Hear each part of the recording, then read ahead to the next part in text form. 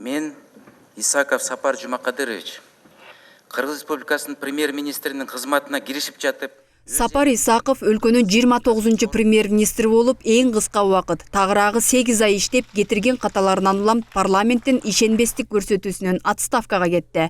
Ал өкмөт башчылыкка былтыр 25 августта дайындалган. Келгенде мурдагы өкмөт баштаган коопсуз шаар долбоорун акылдуу шаарга айлантып, аны аягына чыгарам деп убада берген. Бирок анысы да, таза коому 40 кадамы да ишке ашкан жок. Тескерисинче экономикалык көрсөткүчтөр төмөндөп кеткенин саясатчылар айтышууда. Аябагандай көп иштер чыгып кетти. Көптөгөн жарыялаган иш аракеттер ишке ашпай калды. Коопсуз шаары өтө кооптуу шаарга айланып калды. Таза коому баткакка баткан коомго айланып калды. Бүт тескери болуп атат. Экинчиден 40 кадам таштайбыз деди, 100 кадам артка кетти. Экономикалык көрсөткүчтөрдү мына мен жыйнап отурам, көрүп отурам.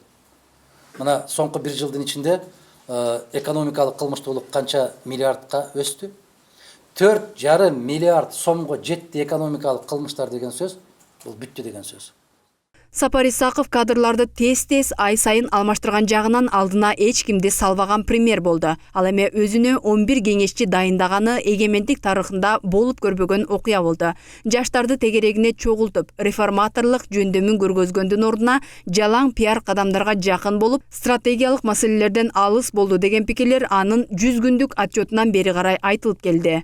Кыргыз өкмөтүнүн тарыхында кадрларга мындай жоопкерчиликсиздик мамиле жасаган тарыхта өкмөт башчылары болбосо керек. Ай сайын аны бияка коет, кайрандан алып бияка коет. Бул эми оюнчук эмес. Өкмөттүн тагдыры деген мындай болбош керек. Өзүнүн даяр программасы бар, жаңы доорго 40 кадам деген. 40 кадамдын бир дагы кадамы ишке аша элек азыр. Мына 100 күн өттү. Анан кийин мындай. Анан өздөрү жаш реформаторлор деп атап, мына карагылаңыз, бир дагы реформатор баягы жаштардан калган жок. Бирөөсү дагы жок жанында мына. Кайра тажрыйбалуу мына адамдарды парламенттен алып кетип атышат. Андан кийин мына азыр 100 күнөндөн өттү. Бул өкмөт башчы келгенден бери карапайым калк сезе турган бир дагы реформа ишке ашкан жок. Бир дагы жакшы жылыш жок азыр. Андан жөн эле чыгып алып эле анан мындай өздөрү пиар жасап, ошондо улуттук телеканалдан баш болуп бардыгы айтышкан мындай депчи. Мына жаштар келди деп ар бирине токтолуп, мына жаштар деп. Булар элдин үмүтү көбү жаштарда. Булар азыр эгер ушундай кылса, элдин ишенимин, жанагы ишеним кредитин жок кылып атат. Анда башка жаштарга дагы үмүт келет. Эл айтат, мына жаштарга бийлик бергиле дейсиңер, бердик, эч нерсе өзгөргөн жок дейт.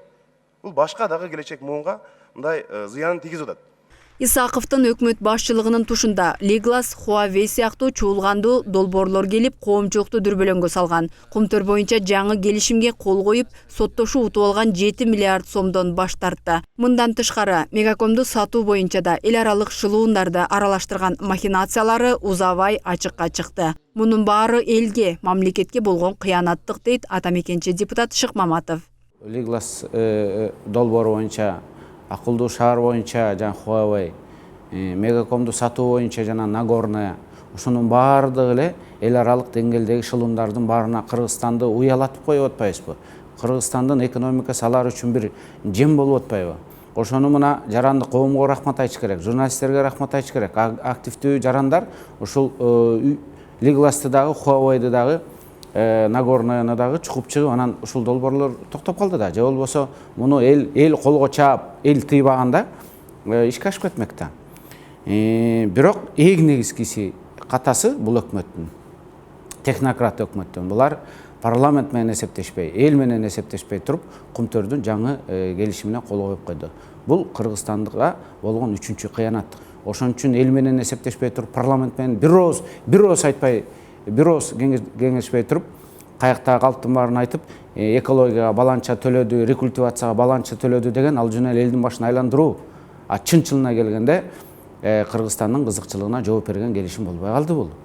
Биздин муга чейинки, мындай жалпак тил менен айтканда, Кыргызстанга 20 жылда келтирген экологиялык зыяны үчүн биз сотко берип утуп алганбыз 7 миллиард. Ошондон баш тартып салды. Эми мындан артык кандай кыянаттык керек?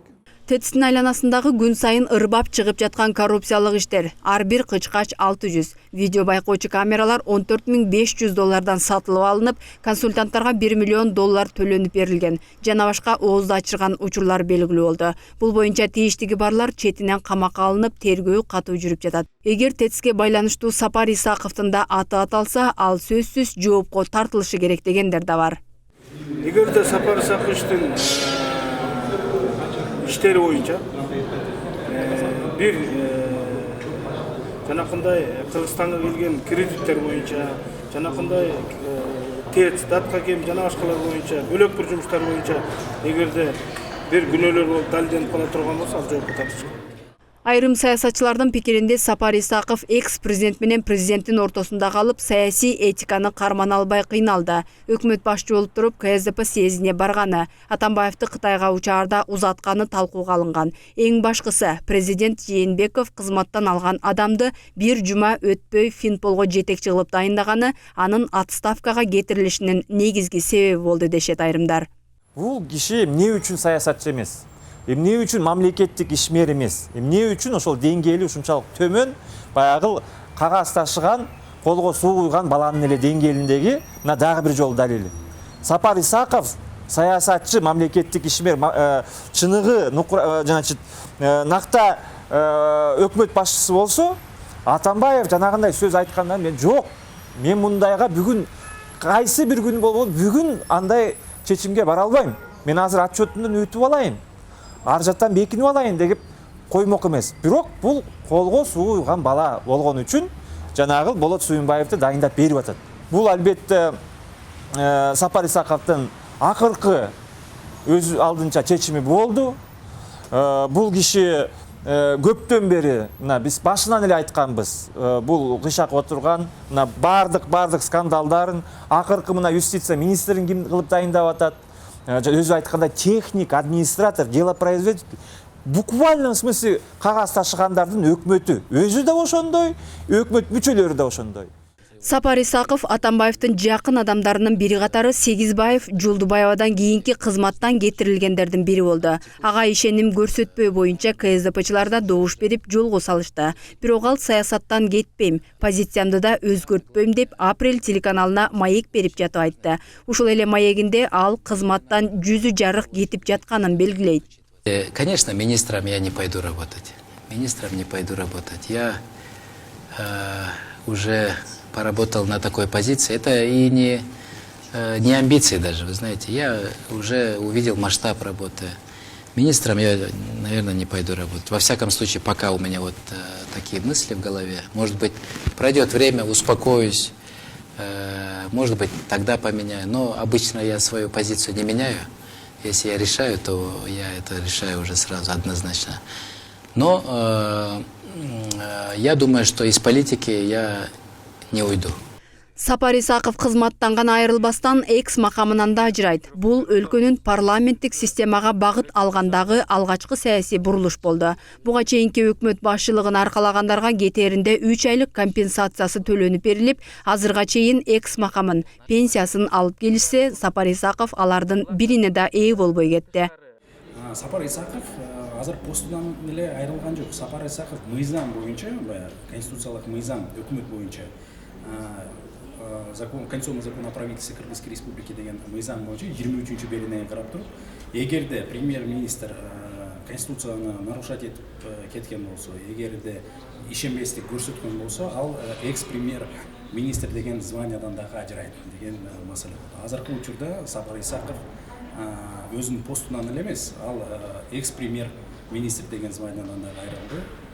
Жөн эле мындай жаран болуп калды. Сапар Исаковдун өкмөттүк аппарат менен коштошуусунда анын кеңешчилеринин бардыгы арызын жазып кетишкени айтылды. Ал эми эртеси жума күнү түштөн кийин Сапар Исаковду колдоо митинги болуп, ага саналуу 5-6 гана киши чыкты. Ал арада парламентте талкууланып жаткан жаңы өкмөттүк курам Сапар Исаковдун өкмөтү баштаган Таза коом программасын уланта турганын билдирди.